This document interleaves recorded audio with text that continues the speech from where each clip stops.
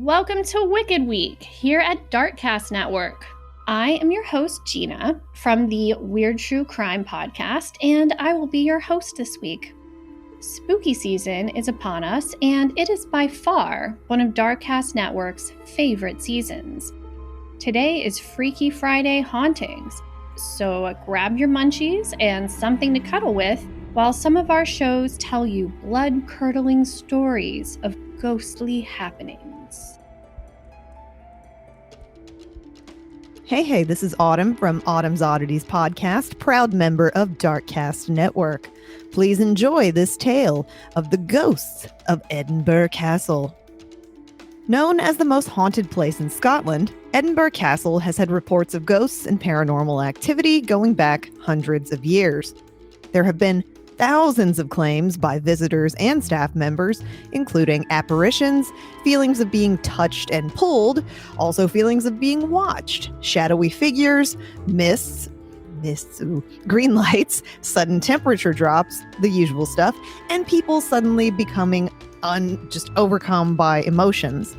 The most common experience is the sighting of apparitions. The sighting of an older man in a leather apron has been seen, as well as a terrifying little headless drummer boy, and of course, the Grey Lady, or Janet Douglas. Other reports include a poltergeist in the castle dungeon and a regular sighting of ghost dogs in the castle's dog cemetery, the most notable being Greyfriars Bobby. The legend of the little drummer boy goes back to 1650 when his headless ghost was spotted playing an old Scottish war tune along the battlements. His spirit appeared when Oliver Cromwell's men were laying siege to the castle, therefore giving credence to the belief that the boy appears when the castle is under attack. He's just trying to defend his sweet castle. Nobody knows who this apparition could be, but anyone living today hasn't witnessed this phenomenon, as Edinburgh Castle hasn't been under threat since the Jacobite uprising in 1745. You're getting a history lesson along with the scary story. Several centuries ago, a secret network of tunnels was discovered underneath Royal Mile that went from the castle towards Holyrood Place. To find out where they lead, the brave souls of the time sent a young piper boy to search the tunnels for them. He set about playing his bagpipes, and the people above followed the sound. The sound was clear for a time until the bagpipes abruptly stopped near Tronkirk on Royal Mile. Several search parties were sent down to locate the boy, but the poor piper was nowhere to be found. Disturbed by the boy's disappearance, the city council ordered that the tunnels be sealed, never to be reopened. Since his disappearance, the little boy playing his bagpipes can be heard from underneath the Royal Mile. Visitors still report this phenomenon to this day. The story of Janet, or the Grey Lady, is a tragic one. Caught in the middle of a family feud, she would ultimately be executed by King James V of Scotland. She was related to her brother was Archibald Douglas, the 6th Earl of Angus, who was the king's stepfather and very, very much hated by the king, and with good reason. He imprisoned him as a young boy. Yeah, I would hold a grudge too, I think.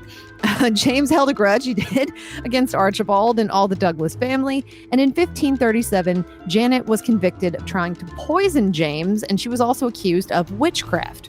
However, such evidence was very difficult to prove or, obtain in any way. So James had her servants and friends tortured until they gave him the evidence that he needed.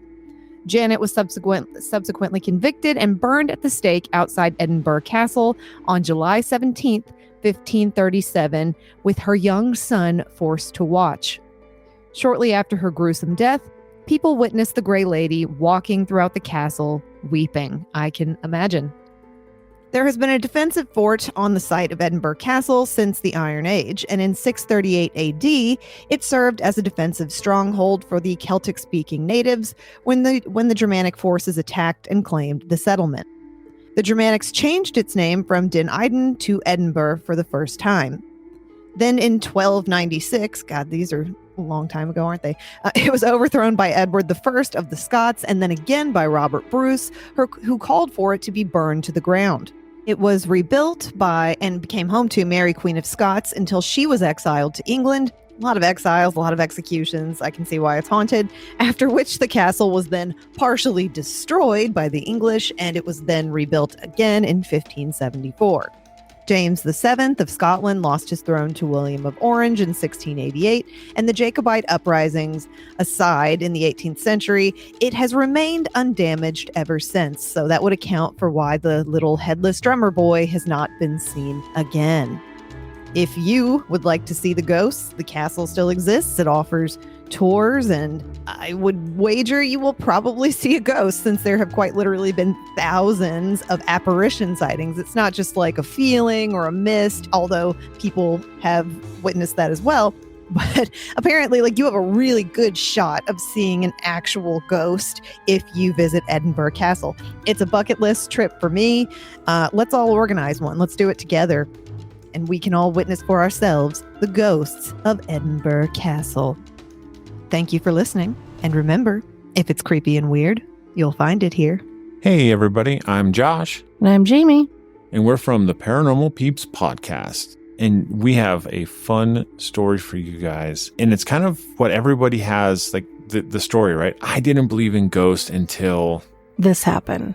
Yeah. Yeah. So we have a story, and it's from Alexandra Charatin, and it was in the Road Culture magazine. And it says, I did not believe in ghosts until I spent a night alone at the notoriously haunted Stanley Hotel. But this isn't the Stanley Hotel that you're thinking of in Colorado. It is not. It is not. This is another Stanley Hotel. Which I had no idea until I read this article. Me neither. So this Stanley Hotel is actually in upstate New York. Okay. So it goes, as I'm driving the winding road to the Stanley Hotel, which sits in the foothills of the Shawangunk Mountains in upstate New York, I passed several abandoned motels, 2 active correctional facilities, and the Witch's Hole State Forest. If I didn't already have a reservation, I might have been concerned when I pulled up to the hotel at dusk. At first glance, the 3-story white clapboard structure and most of a main street in the tiny hamlet of Napanock looks abandoned. I'm checking in to this allegedly haunted hotel in the search of ghosts, and I don't have to wait long to find one. A freshly painted sign on the porch that reads, Welcome to the Stanley Hotel, prominently features a ghost. His arms are crossed, but he's smiling. In contrast to the dilapidated exterior, the inside of the hotel is bustling. 2 couples check in ahead of me, and when I step up to the counter, manager Kim Vitale asks, how many people are in my party? Just me, I say. A woman behind me gasps. You're brave, she says. The Stanley Hotel has more than embraced its spooky reputation. Now officially called the Haunted Stanley Hotel, they offer private investigations, provide a list of the most haunted rooms, and share evidence in the form of videos and electronic voice phenomenon, EVP recordings. A stained glass window above the entrance declares, the spirits are in. In addition to a continental breakfast, my overnight stay includes a 5-hour staff-led paranormal investigation from 8 p.m. to 1 a.m., followed by free time to investigate at my leisure. They provide equipment, flashlights, K2 meters, vibration balls, temperature sensors, frequency scanners, and encourage guests to bring their own. They have a lot of stuff. That's actually kind of nice. There are a few ground rules, but they're simple. No weapons or alcohol are allowed on the premise. Guests should talk in a normal voice. Whispering may be mistaken for an EVP. Take photos with flash and in 3s and record everything. It's okay to be skeptic and a non-believer, but I ask that you keep an open mind, Vitale says. The hotel is fully booked for the night and for the rest of October, so we split into groups of 3. I've booked Maddie's room, located in the former Bordello area on the 2nd floor. I'm the only guest flying solo. My room is part of the active investigation area, meaning that my door must remain open until 1 a.m. The rooms are cozy and eclectic. In fact, the scariest thing at the Stanley Hotel might just be the overload of contrasting patterns. Vitale and the hotel's new owner, Kelly Hammerling, conducted ghost investigations on the property for years before it became their full-time jobs. When people suggest that the pair is being paid to perpetuate the hotel's haunted reputation, Vitale tells them, I was here for 8 years and I didn't get a dime. Kelly and I did it every weekend because we loved it and had the passion for it, for the history and the spirits and what goes on behind these doors. In 1845, Thomas Rich erected his eponymous Rich Hotel on the Napanock's main street. The hotel changed owners several times through the years, and in 1895, a fire destroyed the entire original structure. The hotel was quickly rebuilt and reopened to guests just a few months later. James Shanley, an Irish immigrant, purchased the hotel in 1906 and added the barn-like addition onto the back. It initially housed a barbershop and later functioned as the gentlemen's quarters for the second-floor bordello. James married Beatrice Rowley at the hotel in 1910, and the Shanleys, who had ties to the Irish Mafia, were well known and respected in New York City, just 2 hours south of Napanoch.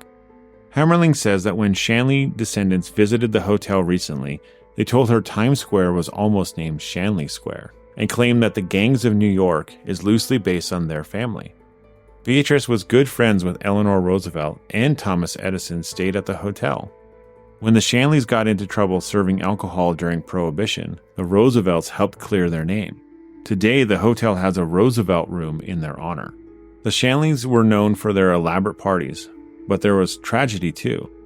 The couple had 3 children, but none of them survived longer than a few months. Rosie, the 3-year-old daughter of the Shanley Hotel's resident barber, fell down a nearby well and died. A local preacher's daughter, Helen, was only 9 years old when she was lured with the promise of a lollipop to a nearby swamp and murdered by Alfred Volkman, the son of a butcher. Volkman spent time in Hudson Valley's notorious Sing Sing prison before he was executed. Both spirits are reportedly still frequent guests at the Shanley. When Helen asked for a pink dress, Hammerlin obliged. It currently hangs in the room in which Beatrice's sister Esther died. Over the years, Hammerling says she has made contact with more than 30 different spirits. They come and go, she says. We may hear from some for 4 or 5 days straight and then not hear from them for weeks. We don't know why. We don't know where they go. If we knew, then we'd be dead. We'll know someday, but just not for a while. Just not yet. Not yet. So, get into a couple of the hauntings. There's a man who whistles, several children, and even a ghost cat named Sweet Thing. Recently, a guest asked Frank how he died, and according to Vital, he replied, a gunshot in the pub. Hammerling says that Frank has strangled her twice, and when she told a group, he replied, via EVP, you liked it. That's the kind of sense of humor Frank has, Hammerling says. Vital and Hammerling clearly appreciate all of their guests, both physical and metaphysical, and are humble about the chain of command. This is an actual haunted hotel, and we respect our spirits, Vital says. This isn't our home, this is their home. The hotel spirits are known for producing some very clear EVPs, even if it's not always obvious during the nightly ghost hunts. Searching for spirits can be hit or miss, and there's no money-back guarantee. They can be there talking to us right now, and we wouldn't know until we play back the recording, Hammerling says. We don't know why some nights we have a tremendous amount of activity, and some nights it's quiet. After a particular quiet stretch, Vital asks if there's a skeptic in our group. I stay silent. But later I ask her why the presence of a skeptic may negatively affect a hunt's outcome. The spirits just won't bother, she says. But don't they want to prove they exist, I ask? It takes a lot of energy to contact us, Vital says. They don't want to waste their time. Ghosts have nothing to prove. That is true. It is true. They don't have to prove that they exist. Hammerling encourages us to engage with, but not provoke the spirits. You want them to think, wow, these people are great. Let's take our time and energy to actually talk to these people, she says. So we seem to have the most luck with a tablet running the Phasm Box app, which scans through several pre-recorded radio stations in search of voices. Although Hammerling cautions that not everything you hear through the Phasm Box is a paranormal, she urges us to listen for intelligent responses to specific questions. What can be considered intelligent, like most things during the night, is up for interpretation. Although ghost hunting is usually done at night, the spirits are there here in the daytime, Hammerling says. It doesn't matter what time of day it is, but the dark lets you experience them more fully. Yeah, because the rest of the world, the rest of the area is quiet. There's not a lot of traffic. People are usually settling down. And this is why we ghost hunt at night. Exactly. So we're sitting in a circle and someone across from me gets full body chills twice. But other groups report even more activity, including hearing Sweet Thing, who died of natural causes in Claire's room, meow several times. We asked Joe questions about his history with the Mafia. How many people have you killed? What's your weapon of choice? And finally, why don't you like women, Joe? With no responses, at one point Hammerling thinks she hears someone say, hi, Karen, but there's no Karen in our group. You may be saying overprivileged women. Quit being a Karen. I don't think that they're really familiar with today's term of herring. They might not. Shortly after Hammerling and her husband purchased the hotel, he was cutting wood in broad daylight when he yelled for his wife. He wouldn't say why he called my name. I thought he cut himself, Hammerling says. But 3 weeks and 3 drinks later, he admitted that he had been spooked by the sight of a mysterious woman who appeared next to him. And he's a skeptic, or was a skeptic, I should say, Hammerling says. In the hotel's great room, stacks of composition notebooks contain the notes from previous guests. Had a lovely New Year's Eve in Anna's room. Anna and Tim write. Awakened at dawn by the scratching at the window, a friendly squirrel or ? Another page contains a sketch of one of the hotel's beds. An arrow points to the figure looming nearby in the guest writes, she is always watching. Whether someone is watching or not, when 1 a.m. rolls around, I am ready for bed. I slide under the covers, close my eyes, and fall asleep quickly. Around 2:30 a.m., however, I jolt awake. My heart is racing, and my body is racked with chills. I switch on the light and pile on more covers, but my teeth keep chattering uncontrollably. I take deep breaths and eventually fall back into a fitful sleep, but the light stays on until morning. We've done that a couple times. Yes, we have. Where we've turned on the light and left it on all night until morning. Yep, getting ice cold breath in your face in the middle of the night. Yep. That'll do it. That'll do it. But I think, honestly, the story brings out some really good points about not provoking, being respectful. Yep. The one not going on a ghost hunt inebriated in any way. Exactly.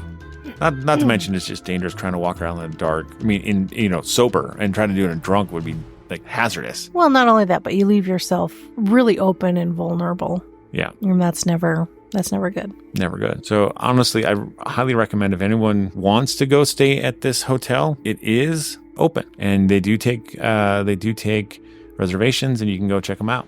Yeah. And if any of our listeners have stayed at this hotel or have seen it, known about it, and have any extra information, let us know. Share. And as always, stay ghosty, my peeps. My name is Brenda, and I'm the creator and host of the podcast Horrifying History. Are you into the dark side of history? Horrifying History tells you about the side of history that people don't normally talk about. We tell the tale of haunted places, infamous true crimes, the paranormal, unsolved mysteries, and then we look to history to see where the truth actually lies. Do you know what our listeners ask me the most? What they want to know is, do I believe in ghosts? I understand why I'm asked this. After all, I do tell spooky stories every Wednesday. But since I do not tell people what they should believe in or not, many are not so sure where I personally sit concerning this debate. So today is the day I come clean to you all. I'm a believer. It would be hard for anyone to find a person who worked in frontline healthcare like I have who doesn't believe in some sort of continuation after death. But let's just say, my spooky friends, I have seen some very strange things. But my belief in spirits did not come from my chosen career. It actually came when I was very young, but at the time I had no understanding of what I saw. It wasn't until I became older that I came to understand what I saw one summer day when I was 3 years old, and that is where our story starts today. I grew up on a farm on the northeastern side of the province of Alberta in Canada. As an adult, I see my childhood as one of 2 ways, full of blessings and full of danger. As a kid, I was allowed to run and play as far as my eye could see. Animals were my best friends, and when I hit the edge of my parents' farm, I could just keep walking and hit my parental grandparents' house. They lived nearby, and my grandparents' home was my second home. Now, as for the danger, this is something that every single kid who grew up on a farm understands as an adult. There are sharp and pointy things everywhere, poisonous chemicals, wild animals, and very little direct parental supervision. This ruled our lives alongside hard work. Now, personally, I have no idea how I survived childhood, and the story I'm about to tell you should have ended me, but instead, it put me on a lifelong path to try to learn more of what happens after we die. So as I said, our tale starts when I was 3 years old. For those of you who were not raised on a farm, children are free labor. It doesn't matter how old or young you are expected to help out. So on the day in question, my dad was in the middle of breaking new land, so just so you all know what this consists of. Machinery is used to rip out any of the trees that are standing. Then comes the process of removing any tree roots and rocks that could cause damage to future farm equipment. You have to pick those roots and rocks. This is back-breaking work, even for a 3-year-old. Roots need to be cut out by hand, but my dad gave me my very first little hatchet and a pair of little work gloves and told me to go with my mom and siblings to pick some rocks and roots. It was the first time that I was included, so I was pretty excited to be part of the big kids club. So out that day we went to the fields. At the end of the day, I was honestly filthy, but pretty proud of myself. Then my dad told my brother and sister and I to jump into the bucket attached to the front of the tractor so we can travel home. For a farm kid, riding in the bucket of a tractor was our version of an amusement park. I happily jumped in, while I heard my dad tell my older brother and sister to watch me. But let's be honest here, my spooky friends. If you had smaller brothers or sisters, I'm pretty sure that your parents asked you to watch your siblings. We all know, though, that the older ones do not watch the younger ones as much as a parent may hope. So, as I climbed into that bucket, I knew that maybe I could get away with some stuff. You see, I had a plan in what my 3-year-old brain thought was fabulous. When my dad would start driving the tractor, I would stand on top of a huge rock that he placed in that bucket. That way, I can see in all directions. I would be the queen of the farm. But as you guys probably guessed, this was an amazingly bad plan. Rocks don't have seat belts. So as this tractor started to move, I climbed on top that rock and quickly looked to the right. Yep, just as planned, my brother and sister were totally ignoring everything I was doing. I decided that this was my time to stand up, and as soon as I did, that tractor hit a bump. The next thing I remember seeing was the underside of the tractor's engine as I hit the ground. I was run over by the front left tire of the tractor, and then I saw the huge dual tires coming for me next. I turned my head to the left, and the tractor skidded to a stop with those big tires stopping just as they touched my body. Then I saw my mom and dad at my side, and let's just say they were totally freaking out. After all, they kind of just ran their kid over with a tractor. So after they started the poking and the prodding and asking if I was okay, I asked them a question. You see, as I hit the ground and was run over by the first tire, I saw a man standing behind the tractor. He looked exactly like my dad with a couple differences. My dad and I shared the same hair color, black, but this man's hair was snow white. My dad would always wear jeans and a flannel shirt. This guy was wearing pants that looked like they were from the 1940s. They were woolen with a sharp pleat in the front of the leg. He also wore suspenders, and my dad never wore suspenders. This guy also wore a white ironed long-sleeved shirt, and my dad, he was all about the plaid. So I asked my parents, who's the man behind the tractor? My mom and dad then told me nobody was there. What was I talking about? But I was insistent. There was a man there. So I started to tell my parents what he looked like. They promptly brought me to the hospital positive that I had an acquired brain injury. They also said that I would never ride in the bucket of a tractor again, and the horror of losing this privilege made me stop talking about the man behind the tractor. But I didn't forget him. I also knew what I saw that day was true, but I didn't bring it up to my parents. After all, would you want to be reminded about the day that you ran over your own child with a tractor? So as I started to get older, I thought about this man less and less. I finally came to the conclusion that this would just remain a mystery, and now I think that, well, maybe that wasn't the plan at all. One of my favorite places to play as a child was in an old house that was located in the same yard as my paternal grandparents' house. This was my place to hide out if I need to escape some chores or just to have some time for myself. It was a handmade log cabin that had a porch on the front of it. On that porch was a porch swing, which I would sit in for hours and just watch the day pass by. When I was about 6 years old, I went out to sit on that swing. I looked down and saw something shine from one of the small spaces that was between the planks of the boards. So I got down to take a look and found what I thought was a coin. It was oxidized, and it had a picture of a man carrying a boy on his shoulder on one side. On the other side of this coin it said, "I'm a Catholic. In case of emergency, call a priest." Now, I thought this was hilarious, and I couldn't help but think that, I'd rather call an ambulance. But it was that very second that I knew that this coin would be my good luck charm. And it honestly was. For every quiz or school test that I did, that coin was in my pencil case. If I went on a trip, the coin was in my pocket. Every major life event, that coin was with me. It was with me one summer day when I was about 8 years old. So I was walking through that same old house when I saw something in the back of a closet. It was a book and it had a snap closing it. And when I opened it up, I realized what I had was a book of photo negatives. So I took them up to my mom, who then took them to a professional to develop. When my mom came home with the pictures, I started to take a look at them, and this was when I immediately stopped in shock. There was a man in these photos, and that man was the man that was standing behind the tractor. Same hair, same clothes, and he looked just like my father. I looked towards my mom to get some sort of explanation behind this, and this is where I learned about my grandfather. Now, my father was actually named after his dad. For the tale today, we're going to call him Frank. Now, Frank met my father's mother when she was 16. There was a little bit of an age difference, but back then that didn't matter. The two were smitten.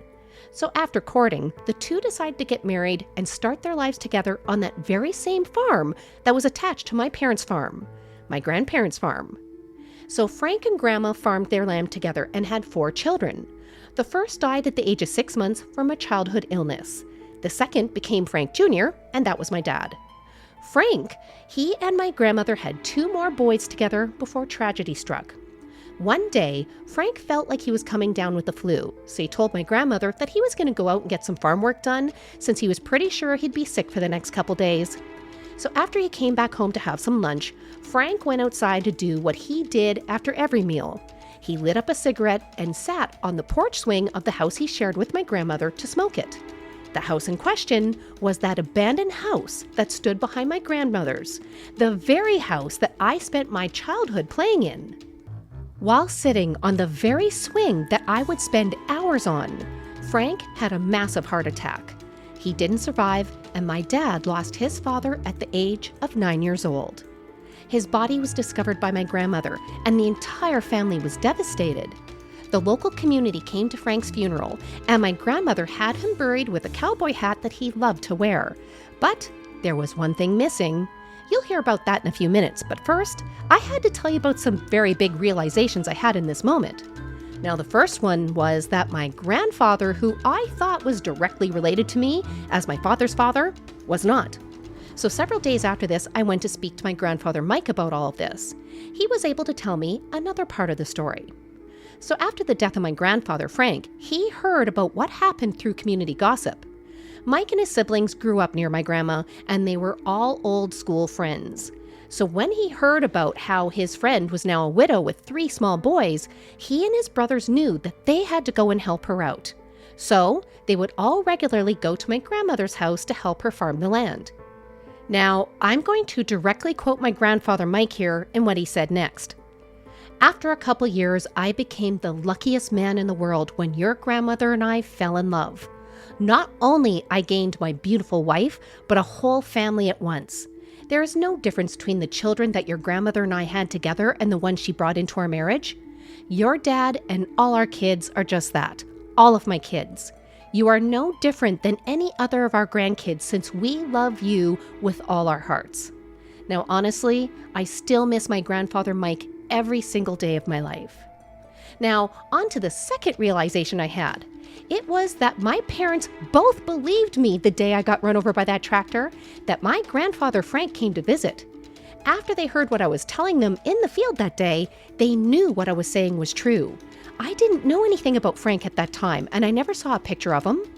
But they both were not only freaked out that they ran over their kid, but that my dad's dead father came over to ensure that I was okay. Many of you likely think that this may have freaked me out a bit, but it didn't.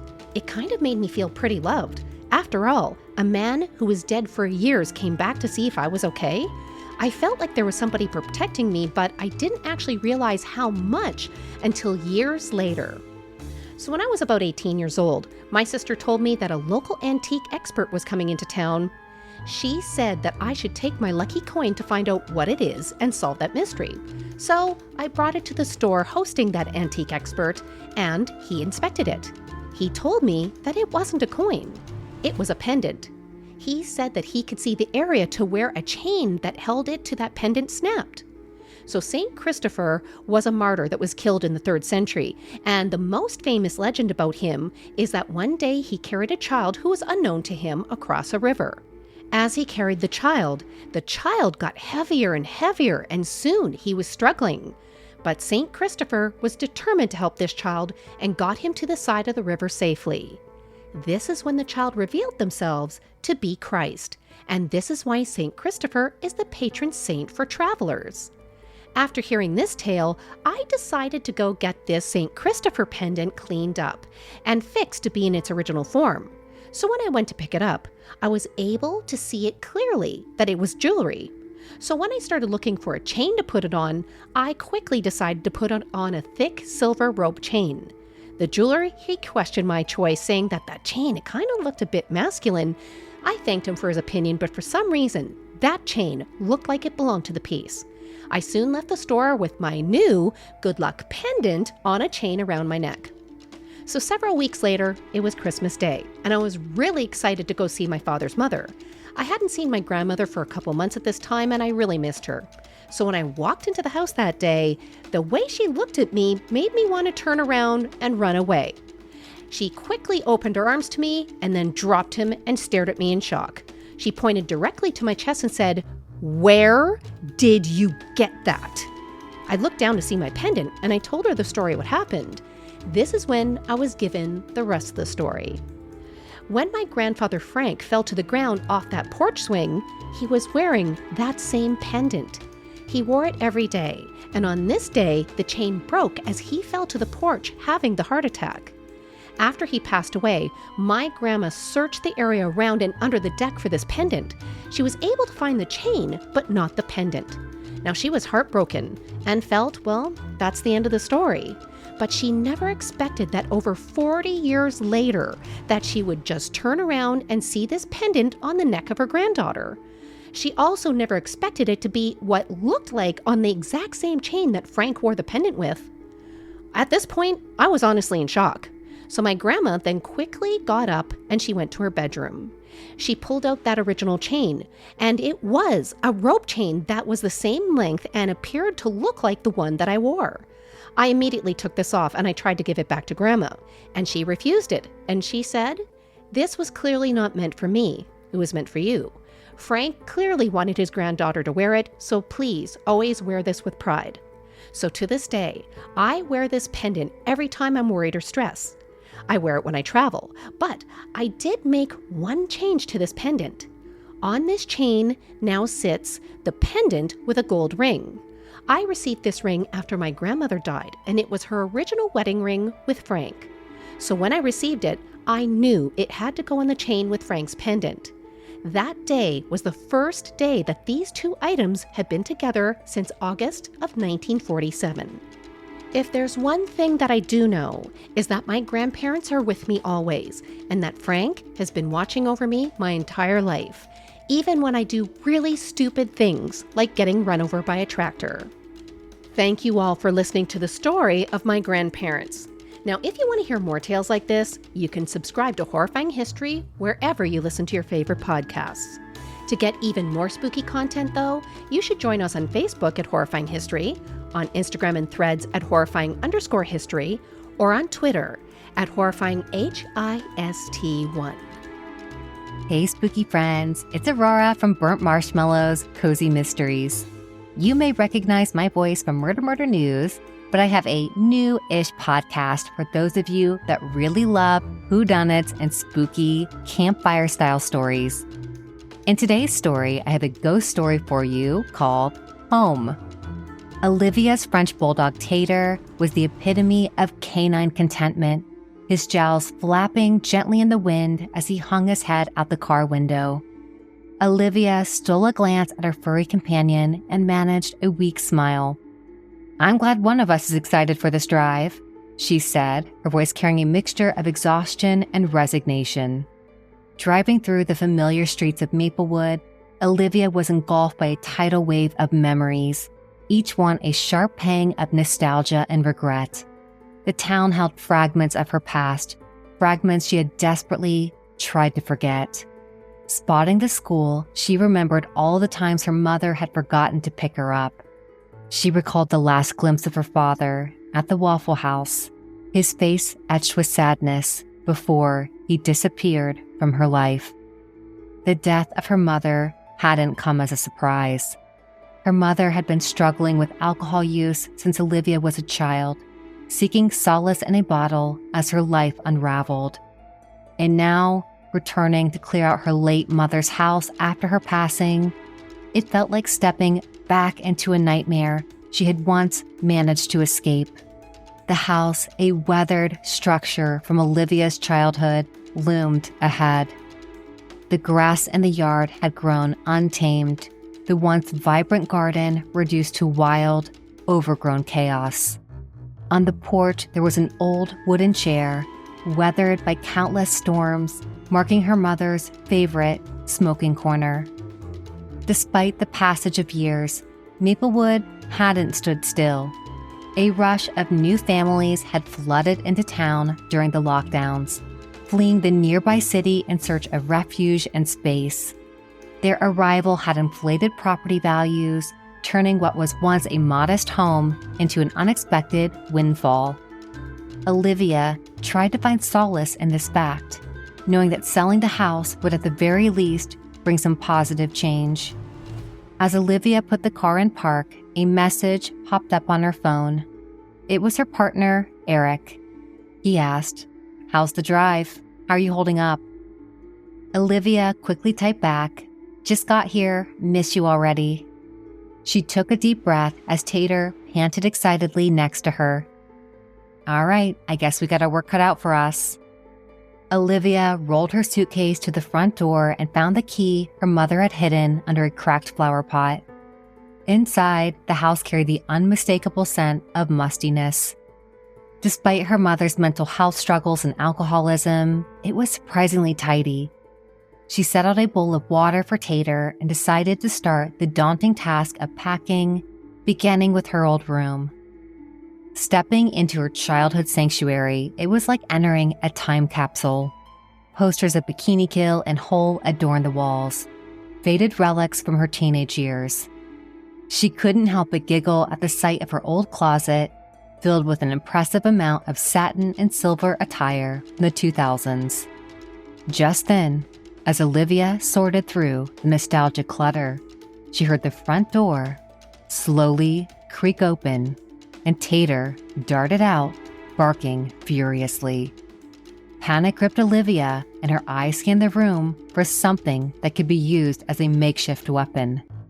Her gaze landed on a hand mirror resting on her old vanity, and she slowly crept out into the living room. As she rounded the corner of the hallway, she saw a shadowy figure ahead. Her heart raced, but then she heard a familiar voice. "Hello, is someone in here?" It was Mrs. Jenkins, the neighbor. Relieved, Olivia said, "Mrs. Jenkins, you nearly gave me a heart attack." Mrs. Jenkins startled, letting out a gasp. "Olivia, I could say the same to you. What are you doing back in town?" Olivia replied, "I've decided to sell the house. I'm just here packing things up." Mrs. Jenkins, her face marked with concern, said, "I'm sorry to hear about your mom. How are you holding up?" Olivia replied with a sigh, "I'm hanging in there. I'm just ready to put all this behind me." Mrs. Jenkins nodded sympathetically. "Well, Olivia, you let me know if you need anything, all right? I'll let you get back to work."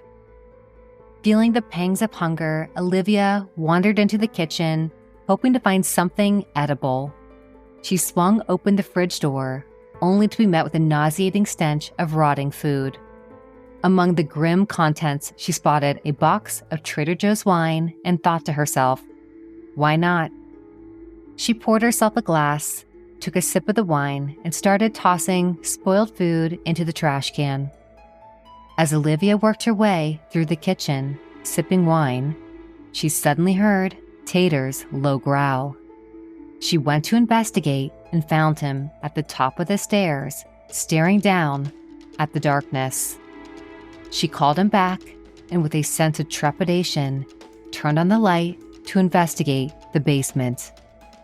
Carefully descending the creaking stairs, Olivia found herself in a dimly lit space.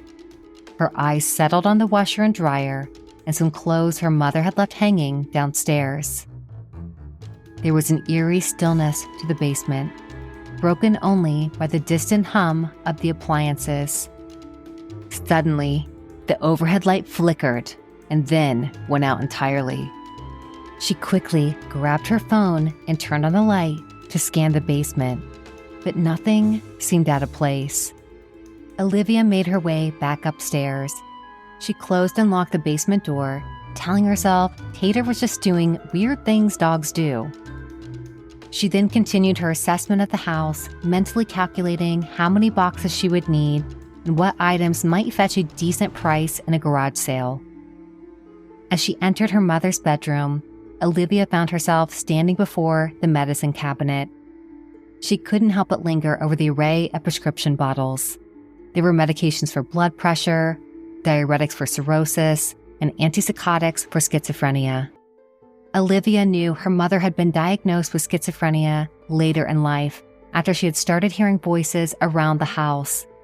She had been convinced the house was haunted, but Olivia had never experienced anything unusual in the house during her own childhood. After her trip to Lowe's, Olivia returned home, ready to dive back into packing away the old memories. The Trader Joe's wine became her reluctant companion as she sifted through the remnants of her past. The next morning, she awoke abruptly on the couch to the sound of her phone buzzing. Groggy and with a pounding headache, she answered. "Hello?" Eric's voice came through on the other end, tinged with concern. "Hey, I thought you were going to call last night. Is everything okay?" Olivia's mind raced as she tried to piece together last night's events. "I'm sorry. I guess I must just have had a little bit too much wine and fell asleep early." Eric's concern deepened. "Are you sure you don't want me to head out there and help?" Feeling embarrassed about her behavior, Olivia replied, "Let's save those vacation days and do something fun after we get rid of this house." She hung up and headed to the bathroom, hoping a long, hot shower and some ibuprofen would help shake off this hangover. After finding a towel and pouring a glass of water, she went to the medicine cabinet to find pain meds. However, as she opened the mirrored cabinet, her blood ran cold.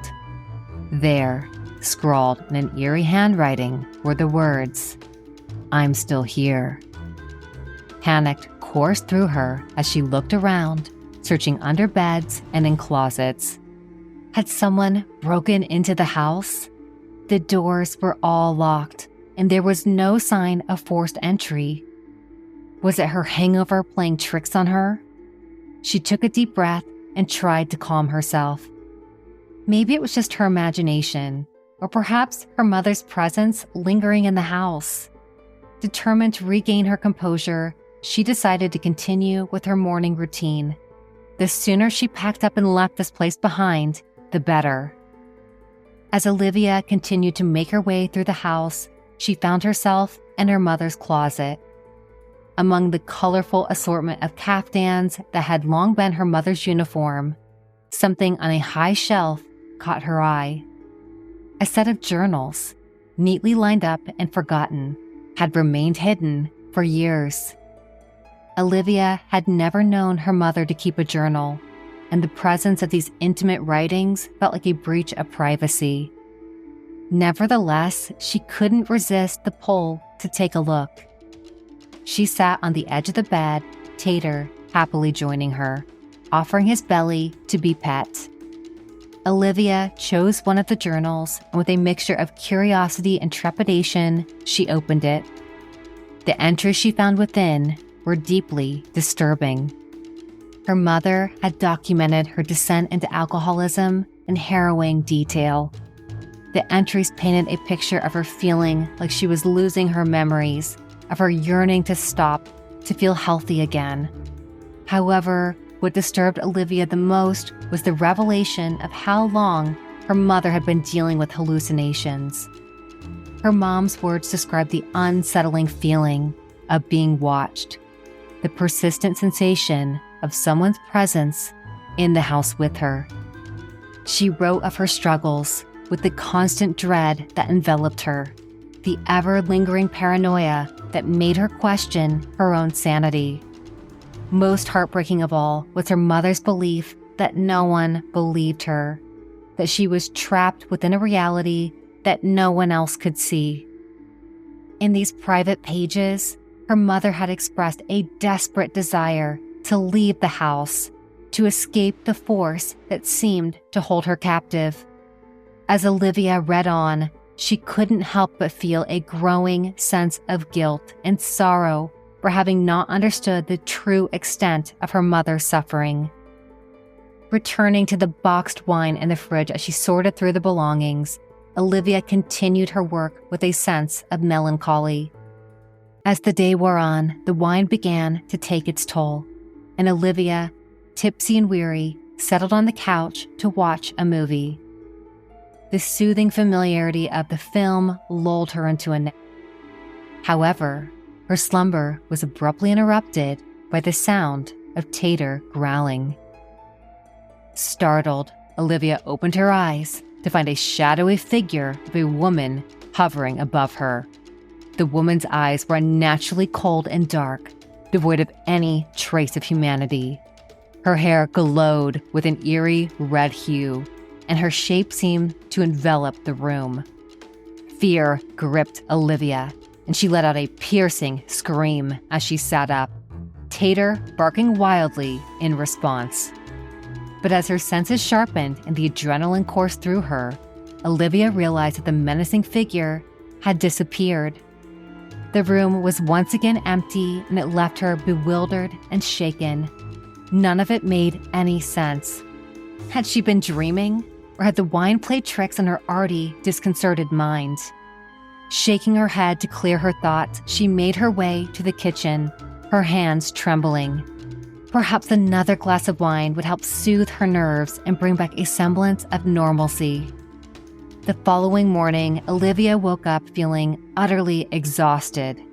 She had been plagued by unsettling dreams of the mysterious woman hovering above her, her own transformation into that same inhuman figure. Her head throbbed relentlessly as she staggered into the kitchen, her eyes falling on a forgotten bottle of vodka in a cabinet. She decided to mix a drink, hoping it would take the edge off the events of the past days.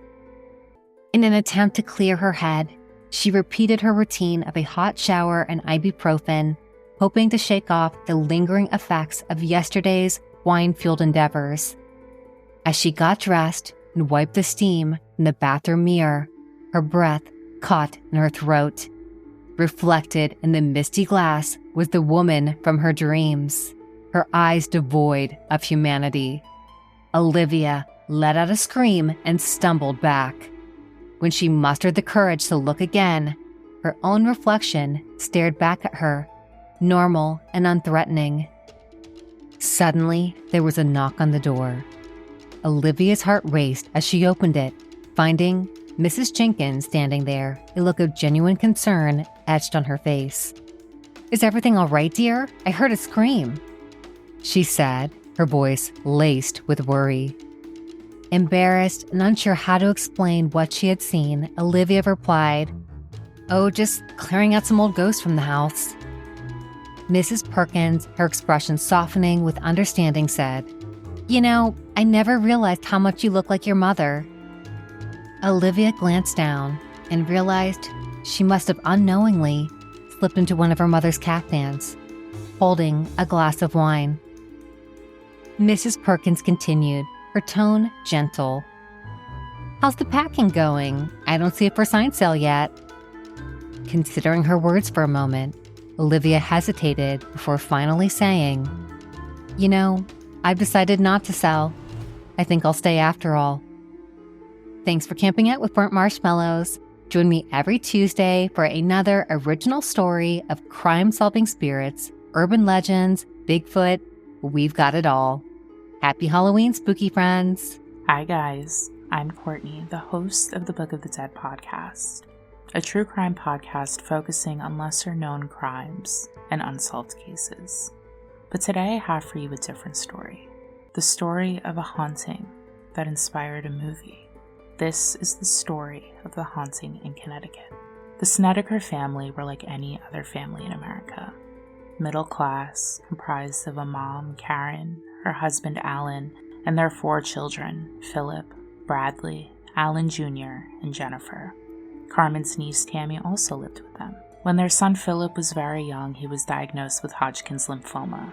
And because of his diagnosis, the Snedekers traveled long distances to the University of Connecticut Hospital for treatment. Obviously, this takes quite a toll on a family, all of that traveling, so they looked for a house closer to the hospital. Soon, they found what looked like the perfect home, a historic building on 208 Meriden Avenue in Southington, Connecticut. It was 5 bedrooms, 2 bathrooms, with plenty of space for a large family. So on June 30th, 1986, the Snedekers moved in. Things went well for a while. They moved in with no issue. The children picked their bedrooms, and their belongings were loaded into the house. Everything was fine until Carmen made a very disturbing discovery in the basement of the home. Among the dust and the cobwebs were funerary items, equipment for embalming, and other materials that were needed to run a mortuary. Carmen claims that they had no idea that the home was once a funeral parlor, that when they toured the home, she couldn't even enter the basement because renovators and contractors had blocked the basement door. The home's owner, Daryl Kern, confirmed that the home was indeed a funeral parlor at one point, a funeral parlor called the Hallahan Funeral Home, and it was in operation for decades prior to becoming a residential building. However, he claims that he did in fact tell the family that it was a funeral home. This revelation did not stop Philip and Bradley from claiming the basement as their own bedroom. They wanted a private space, and this was a big area with plenty of room for the 2 of them compared to the bedrooms in the upper floors. According to legend, they reportedly slept in the casket room, down the hall from where the embalmings were conducted. But the family would not know peace from the first night that they stayed in their new home. The paranormal activity started almost immediately, as soon as the sun set, and Philip was their primary target. Carmen claimed that Philip would see a young man with long black hair, and this man would talk to Philip every day. Sometimes he would threaten Philip, other times he would stand and watch him. Other times he would say his name, terrifying him. Soon enough, however, the activity spread to other family members, and it wasn't just a ghostly apparition watching or speaking to them.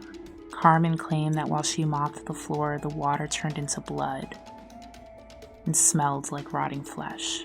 But most shocking was the claim that Carmen and Alan had unknown forces assaulting them in the night. And they say that when this started, the apparitions took a deeper interest in Philip. Soon enough, his personality began to change. He was irritable and reckless and cruel, so cruel to his siblings. He locked his brother in a chest and walked away. He would spin his brother Bradley on a gurney over and over again until Bradley begged and begged and begged him to stop. Finally, the attacks from Philip escalated and he attacked Tammy, and he was forcibly hospitalized for 45 days, eventually being diagnosed with schizophrenia, after he confided in them about the entities that he was seeing. Finally, the Snedekers sent Philip away to live with some relatives, and Philip got better. He stopped hearing voices, stopped seeing spirits, but the Snedekers still lived in fear. So they contacted Ed and Lorraine Warren, paranormal investigators, clairvoyants, and demonologists, as well as a priest to do an exorcism in the home. On September 6, 1988, they claim a priest performed an exorcism on the house, and the family reported that the paranormal activity just stopped. After 2 years in the home, they finally moved out and never returned. But the Roman Catholic Church claims that they never once authorized an exorcism to be conducted. The Snedekers went public with their experiences before they even left their home. But Daryl Kern notes that this paranormal activity that they claimed was so rampant only seemed to escalate when the family was behind on their rent. Even their neighbors believed it to be a hoax, claiming that the family was happy whenever they were outside, not the terrified neighbors that they claimed to be. And even Philip's friends said that Philip was quite the storyteller and always had to be the center of attention. Now, some people still debate whether or not this story is true, but even if it's not, the story of the haunting in Connecticut and the Snedeker family themselves are part of one of the greatest ghost stories in American history. Hello, my name's Jasmine Castillo, and I am the host of Hands Off My Podcast. My podcast covers ethical true crime cases of people of color and the queer community. And I will be talking about the haunted Donkey Lady Bridge in Texas. Now, San Antonio has its very own Anna Mother that hides out under a mysterious country bridge. The old Applewhite Bridge is only about half an hour's drive away south from downtown San Antonio. This bridge is locally known as the Donkey Lady Bridge. It is reported that the Donkey Lady Bridge is haunted by the ghost of a woman who was disfigured in a fire. As such, it has become a local landmark steeped in folklore and urban legend. Located on the outskirts of San Antonio, Texas, this bridge is a source of intrigue and mystery. Her story dates back to at least 1950s, but it could be even earlier, as far back as the 1800s. However, the versions of the story are largely consistent with only minor variations. Just like the typical folklore, there are several versions of the legend of the Donkey Lady. One tells the story of a woman whose husband started a fire in their house. This fire kills their 2 children and the husband. The wife was left horribly disfigured. The most common version of the legend tells of a woman who lived on a farm with her husband and a donkey. The woman was said to be cruel to the donkey, often beating and neglecting its care. One night, the husband, enraged by his wife's mistreatment of the animal, set fire to the home. The woman was caught in the blaze and was severely burned, her face becoming disfigured beyond recognition. In some of these other versions of the story, her soul merged with that of her domesticated donkey. In others, she is said to have been driven mad by the fire, and now roams the area around the bridge, attacking anyone who dares to cross it. Legend says that when her physical injuries healed, her face was saggy, and her fingers had fused together, making them look like hooves. Thus, she earned the name Donkey Lady. Legend says that she went crazy mourning the deaths of her children and remained in the area of Bexar County. She haunts the swampy land near the bridge called the Donkey Lady Bridge. Another spin-off on this folklore is that a traveler started the fire. Allegedly, a wealthy merchant's son was passing by the farm when he began to tease a horse or mule on the property. In response, the animal bit him. He then proceeded to beat the animal until the woman and her husband heard the creature's cries. They ran outside and threw rocks at the son, who ran away shouting that he would get revenge. That night, he returned with an angry mob and set the house ablaze. The woman emerged from the fire. Though many of the details about the Donkey Ladies are not agreed upon, they all hold the Donkey Lady haunts the area around Elm Creek and the bridge that runs over Elm Creek. Those who have ventured near the bridge at night have reported hearing strange noises, such as the braying of a donkey or the woman's wails. Some have even claimed to have seen her apparition, a figure with a donkey's head and glowing eyes. According to local lore, if you visit the bridge after dark and call out her name 3 times, she will appear before your eyes. Although there are no solid proof that this mythical creature exists, many people have reported seeing her in the swampy, overgrown bog surrounding the bridge. Now, if you're brave enough to visit the Donkey Lady Bridge, be sure to do so with caution. It is important to be aware of the dangers of trespassing on private property. The bridge is located on a working ranch, and the landowners have been known to call the police on trespassers. Some visitors to the bridge claim to have spotted a person with a donkey's face. Others reported finding hoof-like indentations on their car. Many claim to hear the sound of rushing hooves. Some visitors don't claim to see anything on the Donkey Lady Bridge, but they do feel like they're being watched. Most of the stories include damage to their cars, blood on the windshields, and visions of a woman with a deformed head and hoof-like hands. Locals and visitors alike tell these stories.